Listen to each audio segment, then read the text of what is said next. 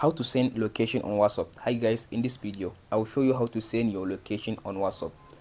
Make sure to watch the video to the end. First of all, go to WhatsApp. After you open up your WhatsApp, go and open the chat of the person that you want to send him your location. So tap on this icon, this little icon beside the camera. Tap on this location. After you tap on this location, all you have to do, just tap on this section, this icon, to give you your location. So as you can see now, it gives me my current location. Here is my current location with this blue mark. So tap on this share live location. Tap on this continue.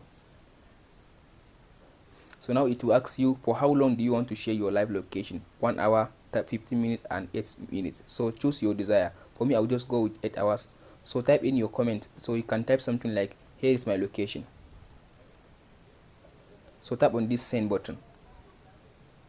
So as you can see now if the person now just tap on this section, tap on this link, it will give him my current location. So if you want to stop sharing your location before the time ends, all you have to do, just tap on this stop sharing. It will stop sharing your location with the person.